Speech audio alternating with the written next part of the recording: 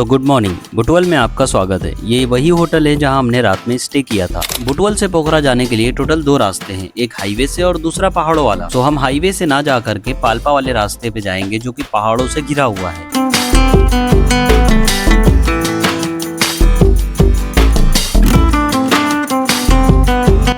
तो पोखरा पहुंचने से पहले एक रमदी खोला नाम की जगह पड़ेगी, यहाँ पर लगेगा आरसी और आपका डीएल। हाँ क्या हुआ?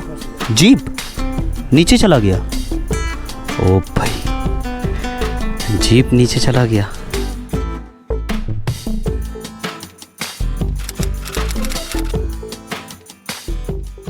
तो पूरी रात पार्क थी मेरी गाड़ी यहाँ पे, और ये लगेज सिस्टम काफी किफायती साबित हुआ है अभी तक मेरे लिए। अभी इसमें से कुछ टी शर्ट वगैरह मैं निकाल के पहनूंगा और ये गाड़ी चली जाएगी बाहर होटल के। मैंने इनसे पूछा, इनके पास ब्रेकफास्ट वगैरह कुछ रही है, बिरयानी मिलती है।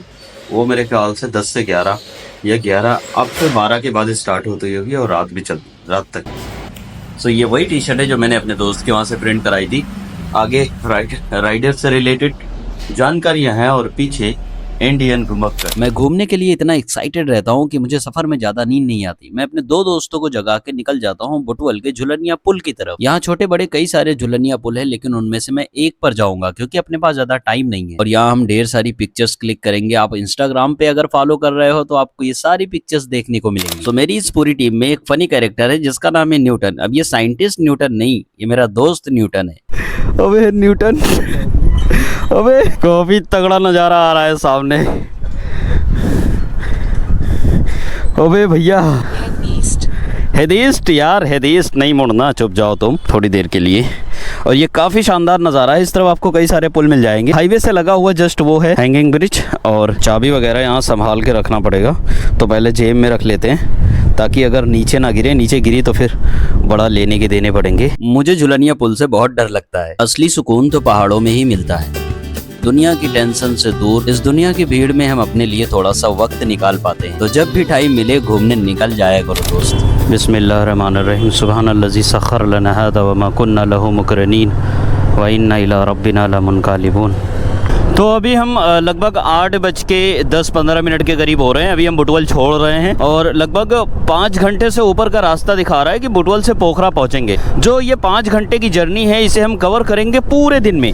उसका रीज़न ये है कि रास्ते में जो भी सीन मिलेगा, जो भी सीनिक ब्यूटी मिलेगी, वो हम सब आपको दिखाएंगे। ये है बुटवल का चौक और यहाँ से ये रास्ता हो जाता है सीधा, जो कि हमको ले चलेगा। वो जो सामने आपको पहाड़ी दिख रही होगी, उस पहाड़ी पर ही हमें चढ़ना है अभी। तो अगर आप भी ट्रेवल करते हो तो आपको एक टिप देता हूँ, कहीं से निकल के कहीं पहुंचने के लिए सुबह का टाइम सबसे बेस्ट होता है, क्योंकि उस वक्त आपको ट्रैफिक नहीं मिलेगा और अच्छे से आप पूरे दिन में अपनी जर्नी को कवर कर लोगे। खुद की बाइक से नहीं जाना चाहते तो यहाँ आपको साधन भी मिल जाएगा, जैसे बस वगैरह यहाँ से काफी जाती है पोखरा। जो ये बुटवल है ना, वो एकदम सेंटर पड़ता है और यहीं से सारी गाड़ी काठमांडू की तरफ भी जाएंगी और नारायण घाट होके भी पोखरा जाएगी और उसके अलावा पाल्पा होके भी पोखरा जाएगी। तो अभी जो रास्ता हम लोगों ने चूज़ किया है वो पाल्पा वाला चूज़ किया है, क्योंकि ये थोड़ा सा स्कैरी है, लेकिन ये हमको जो ले चलेगा वो एकदम शॉर्टकट तरीके से लगभग 70 से 80 किलोमीटर का डिफरेंस जो है हमारा वो बच जाएगा।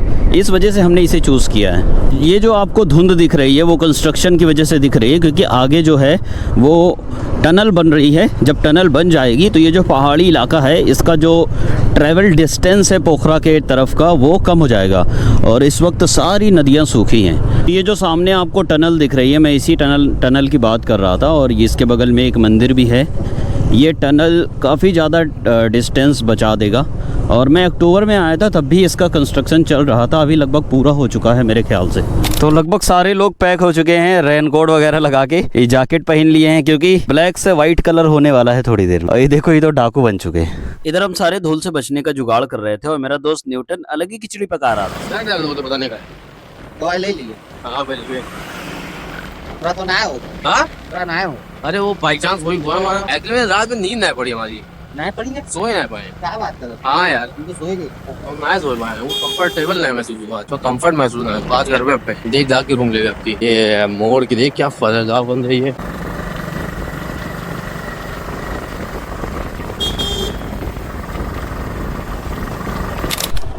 यहाँ एक्सीडेंट हुआ है क्या?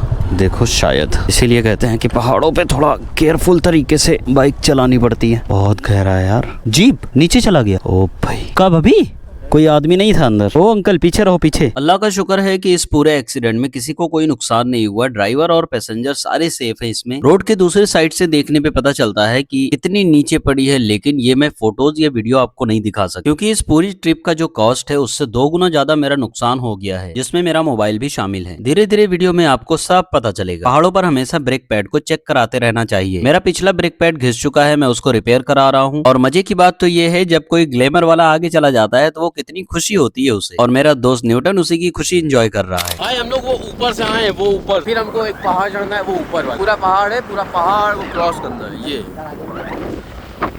पूरे पहाड़ को हम लोग को क्रॉस करना है। हम वो सुल्तान, पीछे हमारे दोस्त, सारे दोस्त पीछे ही हैं। अभी हम लोग ग्लैमर से वो भी सबसे आगे चल रहा है। उन लोग के पास क्या है, 250 सीसी इंजन का है FZ और 160 तो हम लोग ग्लैमर 125 से। ये मानने वाली बात है भाई। गलत तो ना बोल गए। सनम हूँ मैं, तेरा यार हूँ मैं, तेरा यार हूँ मैं, मुझे इंतजार हो न हो। हमको क्या मोबाइल से खाली करना पड़ी, पता है। तो पोखरा पहुंचने से पहले एक रमदी खोला नाम की जगह पड़ेगी। तो यहाँ पर आपको मिलेगा इस तरह का चेक पोस्ट, जहाँ आपको अपना व्हीकल रजिस्ट्रेशन कराना है और अपने आप को भी रजिस्टर्ड कराना है। यहाँ पर लगेगा RC और आपका DL। तो अभी यहाँ पर कुछ बेसिक इंस्ट्रक्शन दिया है उन्होंने कि आपको अपनी साइड से गाड़ी चलाना है और स्पीडिंग नहीं करनी, और 25 किलोमीटर की स्पीड से बाइक राइड करनी है। बहुत सारा, और पास में एक नदी है उसमें जाना नहीं। बहुत सारा इंस्ट्रक्शन दिया, और जो कि सही भी है एक राइडर के लिए कि आप अगर और स्पीडिंग करोगे और साइड गलत चलोगे तो एक्सीडेंट होगा, उसमें आपका और सामने वाले का दोनों को ज़्यादा नुकसान। अच्छा लगा मिलके, और जो पुलिस वाले थे वो बहुत ही फ्रेंडली है। मैं हूँ इस वक्त वालिंग में, पोखरा से 75 किलोमीटर पहले, और यहाँ पर है एक बहुत ही लंबा झुलनिया पुल। मैंने आपको पहले ही बताया कि मुझे इस पर जाने से डर लगता है, लेकिन मेरा दोस्त न्यूटन वो बहुत बहादुर आदमी है भाई, बहुत बहादुर। हम लोगों का इंतजार भी नहीं किया और इस पुल पे कूद पड़ा। चलो आवाज उन लोग आवाज है, आराम से बिस्लार है। हम जाइए मगर हम मोबाइल रख के जीवे। सुल्तान आ नहीं पाया क्योंकि उसको डर लग रहा था, तो हम यहाँ तक आए हैं। बाकी सदाब भी शायद डर लग रहा है उसको, तो सदाब भी नहीं आया। बाकी कुछ लोग हमारी टीम के आ रहे हैं। बहुत लंबा पुल है, और दिक्कत ये है ना कि कोई सपोर्ट नहीं है, ओनली एक तार है, खाली 2 तार। हवा चल रही है, जीने नहीं दे रही, और बाकी लगभग इसकी लंबाई 1 किलोमीटर के करीब होगी। तो 1 किलोमीटर ये इतना बड़ा ब्रिज, और पीछे पब्लिक ढेर सारी आ रही है। बाकी लड़के कहाँ गए? वो बहुत दूर है, वो बीच में जो खड़े हैं सब हाँ। सब अपने। ओके, तो अब चला जाए वापस। भाई बीच बिल्कुल। में खड़े हैं ये सारे अपने, ये सारे। हाँ तो हम इधर घूम जाए थे ना, मत जावे ना जाओ। सदाब ना जाओ, सदाब ना जाओ, ना जाओ, है ना, पसीना फेंक दी हमारा। पसीना फेंक दे। अब सोच के देखो, अगर इस पुल के ऊपर से आपका मोबाइल गिर जाए तो आपकी कैसी हालत होगी। सेम ये सीन हुआ एक अंकल के साथ। बच गया यार, बच गया। आप ऊपर आओ पहले, उधर से जाके आप रुक जाओ, बच गया भाई, बच गया। आगे गया होता तो फिर खत्म था। मेहनत की कमाई का। हाँ सच बात है, नहीं सच बात है। मेहनत की कमाई का ना होता तो फिर नदी में चला जाता आराम से। अभी के लिए सब खत्म, सारे आ गए वापस उस ब्रिज के ऊपर से, और अभी के लिए चलते हैं हम आगे। हमें अपने होटल से चले हुए लगभग 5 से 6 घंटे हो गए थे, और हमने कुछ नहीं खाया था सुबह से। थोड़ी बहुत सिनेमैटिक शॉट निकाली, उसके बाद हम पहुंच जाते हैं एक चाउमीन या मैगी की दुकान पे, क्योंकि पहाड़ों में एक ही चीज याद आती है, चाउमीन या मैगी। हाँ तगड़ा भाई, बॉडी बना रखे हो एकदम से तगड़ी सी। थोड़ा का है ये, रिजल्ट नहीं है। तो अब यहाँ हम लोग रुके हैं चाउमीन खाने के लिए, और ये आ गई ग्लैमर अपने पीछे, और ये रही मेरी गाड़ी। ब्रेक पैड मैंने चेंज करा दिया, मुझे कुछ नहीं कराना, बस इसका पेट्रोल चेक करते रहना है, और आराम से ये घर तक जाएगी। मैंने बताया था कि मैंने ब्रेक वो जो है ना चैन, उसकी आयलिंग भी करवा दी थी। 3K। यहाँ पर न्यूटन हमारे थक चुके हैं। न्यूटन से जानना बहुत जरूरी है मेरे भाई, ये हमका दिक्कत देते हैं। और तुम? ना हम तो चलाए रहे भाई बराबर। बराबर। तुम सिर्फ बैठे हो दोस्त, मजा ले रहे हो। 80 रुपये का एक चाउमीन है, अंडा डाल के चलेगा, कुछ एनर्जी आएगी। और अब पोखरा पहुंच के स्टे करके रात को ही खाना खाएंगे। एक मैगी, 2 मैगी और 3 और 4 लाओ मेरे भाई। अरे वाह, बहुत बहुत शुक्रिया। थोड़ी चटनी दे दो अलग से, अंडा कम डाले हो भाई। अब इसे खा के एनर्जी बना के भाई पहाड़ों पे आए, मैगी नहीं खाए तो क्या ही किए। पीछे नज़ारा दिखाता हूँ, पीछे का नज़ारा खतरनाक है, खतरनाक है भाई, खतरनाक है। ये देखो, पहाड़ों पे आए और मैगी नहीं खाए तो क्या ही किए। पूरा नीचे खेती हो रखी है और लोग रह रहे हैं। ये नदी का कुछ किनारा भी लग रहा है, वो आगे सिद्धार्थ हाईवे फॉर 31 किलोमीटर्स। काफ़ी तगड़ा नज़ारा आ रहा है, सनलाइट भी तगड़े से पड़ रही है। अभी भी यहाँ से 30 किलोमीटर के करीब बचा है पोखरा। ये खाएंगे, एनर्जी आएगी और आगे कंटिन्यू करेंगे। 8.5 घंटा सफ़र करने के बाद हम पहुँच गए हैं पोखरा। अब जाना है अपने फेवरेट होटल में। होटल क्या, हॉस्टल है। एक बंदा अपना पीछे है ग्लैमर वाला, मैं उसके साथ ही चल रहा हूँ, वो आ जाए।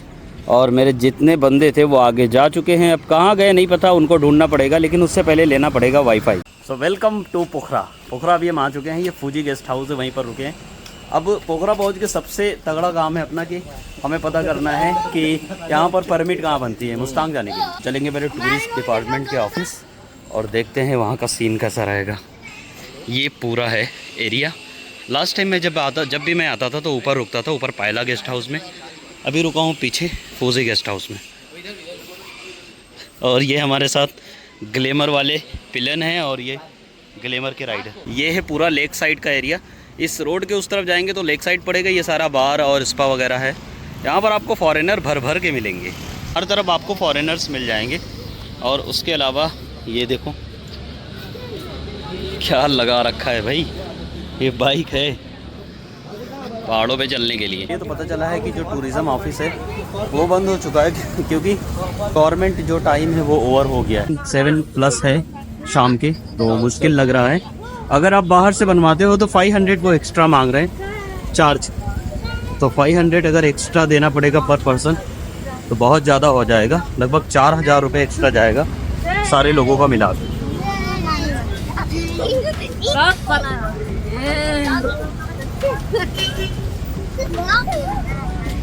ब्लॉग बना रहा है, आप भी आ रहे हो इसमें? सब्सक्राइब बोलो, सब्सक्राइब करो। ओके 150 सीसी में अप्रिलिया है और इसका एवरेज 25-30 ना। तो अभी के लिए अरमानों पर पानी फिरता नज़र आ रहा है। इन दोनों लोगों के पीछे जो चल रहे हैं वो इस तरह से कि रेंटल बाइक इंडियंस को मिलेगी तो एक्स्ट्रा जो फाइन्स पड़ेंगे, पुलिस चालान मारेगी, वो सब कुछ इनको पे करना पड़ेगा।